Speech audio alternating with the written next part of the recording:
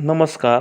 तुमचे स्वागत आहे RJD या यूट्यूब चॅनलवर, जिथे आपण वित्त, गुंतवणूक आणि त्या महान व्यक्तींबद्दल बोलतो ज्यांनी या क्षेत्राला आकार दिला.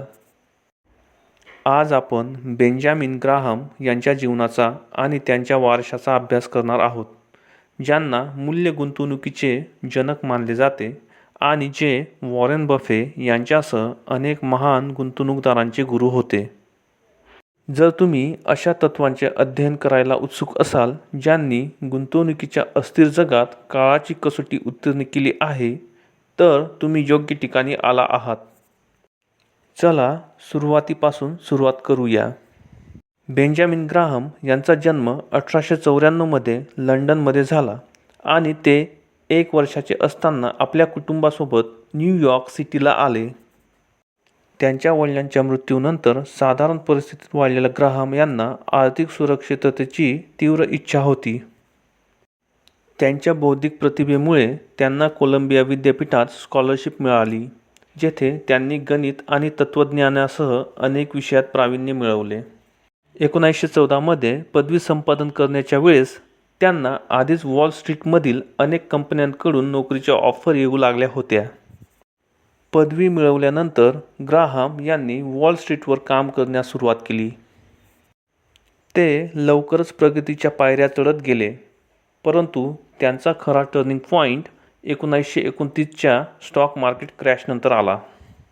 इतर अनेकांसारखेच ग्राहम या क्रॅशच्या तीव्रतेमुळे आश्चर्यचकित झाले, ज्यामुळे त्यांचे आणि त्यांच्या क्लायंटचे मोठ्या प्रमाणात नुकसान झाले.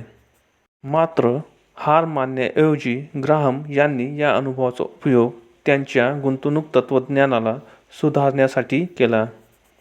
या क्रॅशने ग्राहम यांना काही महत्त्वाचे धडे दिले: सुरक्षिततेच्या मर्यादेचे महत्त्व, सट्टेबाजीचे धोके आणि बाजाराची अनिश्चितता. या अंतर्दृष्टीने त्यांच्या पुढील कामाचा पाया घातला. ग्रेट डिप्रेशनला ग्राहम यांची प्रतिक्रिया म्हणजे त्यांच्या गुंतवणूक तत्त्वांना अशा प्रकारे सांकेतिक रूप देणे ज्यामुळे आर्थिक उलथापालथींचा सामना करता येईल. 1934 त्यांनी डेव्हिड डॉड यांच्यासह सिक्युरिटी ॲनालिसिस हे सहलेखन केले, जे व्हॅल्यू इन्व्हेस्टिंगचे बायबल मानले जाऊ लागले. या पुस्तकात ग्राहम यांचे तत्त्वज्ञान स्पष्ट केले गेले की स्टॉक्स अन्य कपड्यांप्रमाणे त्यांच्या इंट्रिन्सिक व्हॅल्यू आधारित खरेदी करावेत, बाजारातील ट्रेंड किंवा तात्पुरत्या अपेक्षांवर नाही. ग्राहम यांनी मांडलेल्या प्रमुख संकल्पनांपैकी एक म्हणजे मार्जिन ऑफ सेफ्टी, ज्याचा अर्थ असा आहे की गुंतवणूकदारांनी फक्त त्यावेळी सिक्युरिटीज खरेदी कराव्यात जेव्हा त्या त्यांच्या इंट्रिन्सिक व्हॅल्यूपेक्षा लक्षणीय सवलतीत उपलब्ध असतात. ही संकल्पना गुंतवणूकदारांना निर्णयातील त्रुटी आणि बाजारातील अस्थिरतेपासून वाचवण्यासाठी आहे. ग्राहम यांच्या मते गुंतवणूक व्यवस्थापनाचे सार म्हणजे जोखमींचे व्यवस्थापन, परताव्याचे व्यवस्थापन नव्हे.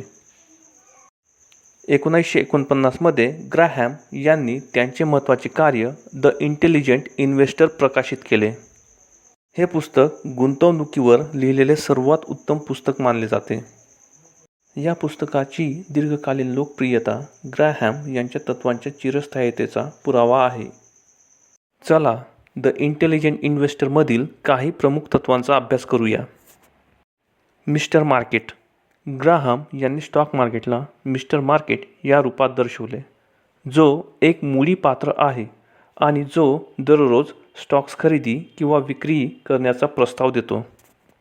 कधी तो उत्साही असतो आणि उच्च किमती देतो, तर कधी तो निराश असतो आणि कमी किंमत देतो.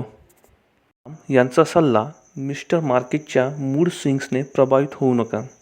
त्याऐवजी स्टॉकच्या अंतर्निहित मूल्याच्या तुमच्या स्वतःच्या मूल्यमापनावर आधारित निर्णय घ्या.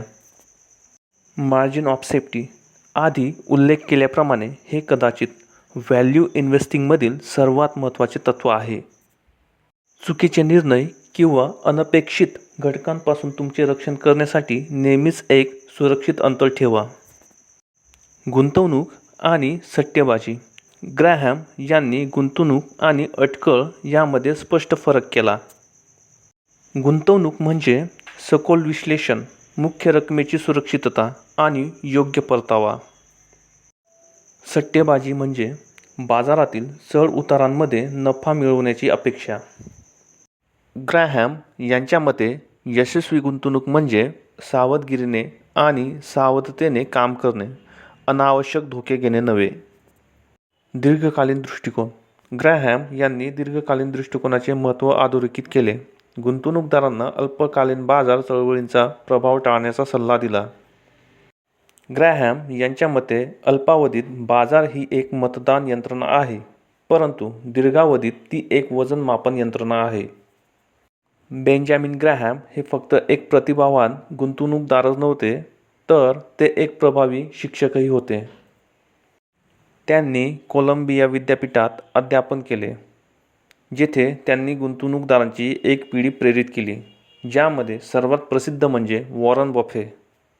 बफे यांनी अनेकदा सांगितले आहे की ग्रॅहम हे त्यांच्या वडिलांनंतर त्यांच्या आयुष्यातील सर्वात प्रभावशाली व्यक्ती होते. ग्रॅहम यांची अध्यापन पद्धती अद्वितीय होती.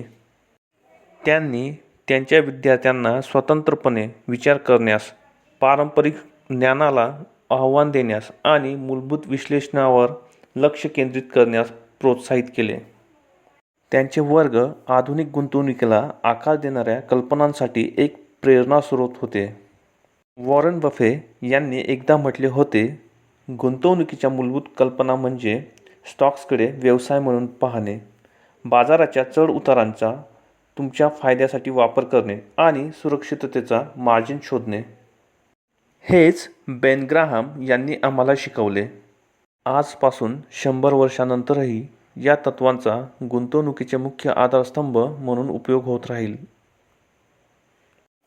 बेंजामिन ग्राहम यांचे निधन 1976 मध्ये झाले, परंतु त्यांचा वारसा आजही जिवंत आहे. त्यांच्या कल्पनांनी असंख्य गुंतवणूकदारांना प्रभावित केले आहे आणि आजही मूल्य आधारित गुंतवणुकीचा एक महत्त्वाचा आधार आहे. आजच्या अस्थिर बाजारात ग्रॅहम यांचा दृष्टिकोन विशेषतः संबंधित आहे, जिथे दीर्घकालीन विचार आणि मूलभूत विश्लेषणांना अल्पकालीन कयासांच्या तुलनेत कमी महत्त्व दिले जाते. ग्रॅहम यांचा प्रभाव वॉरन बफे, सेथ क्लारमन आणि जोएल ग्रीनब्लाट यांच्यासारख्या यशस्वी गुंतवणूकदारांच्या रणनीतीत स्पष्टपणे दिसून येतो. त्यांचे तत्त्वज्ञान जगभरातील अनेक आर्थिक अभ्यासकांमध्ये शिकवले जाते. परंतु ग्राहम यांचा प्रभाव केवळ गुंतवणुकीपुरता मर्यादित नाही.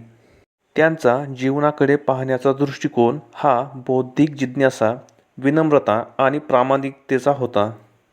त्यांना असे वाटत असे की आर्थिक यश हे एक सुगठित आणि विचारशील जीवनशैलीसोबत जोडले गेले पाहिजे. ग्रॅहम यांनी एकदा लिहिले होते, तुमच्या गुंतवणुकीच्या यशाचे मोजमाप करण्याचा सर्वोत्तम मार्ग म्हणजे बाजाराला हरवण्याच्या प्रयत्नात न राहता तुम्ही एक आर्थिक योजना आणि वर्तनात्मक शिस्त राबवली आहे का, जी तुम्हाला तुमच्या इच्छित ठिकाणी नेण्याची शक्यता आहे. आज आपण बेंजामिन ग्रॅहमकडून काय शिकू शकतो? त्याचे मूल्य गुंतवणुकीचे तत्त्व आजही तितकेच महत्त्वाचे आहेत जितके मोठ्या मंदीच्या काळात होते. एक अशा जगात जिथे नवीन बाजारातील प्रवृत्ती मुख्य बातम्या बनवतात, तिथे ग्रॅहमने मूलभूत विश्लेषण, सुरक्षिततेचे मार्जिन आणि दीर्घकालीन दृष्टिकोन यावर दिलेला भर हे जबाबदारीने संपत्ती निर्माण करण्यासाठी एक कालातीत मार्गदर्शक आहे. या भागात सहभागी झाल्याबद्दल धन्यवाद. तुम्हाला बेंजामिन ग्रॅहमबद्दल शिकायला आवडले असेल तर नक्कीच लाईक, सबस्क्राईब करा आणि इतर गुंतवणुकीचे आवड असणाऱ्यांसोबत शेअर करा.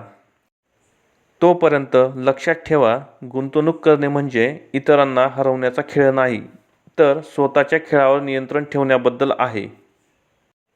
पुन्हा भेटू पुढच्या वेळी. धन्यवाद.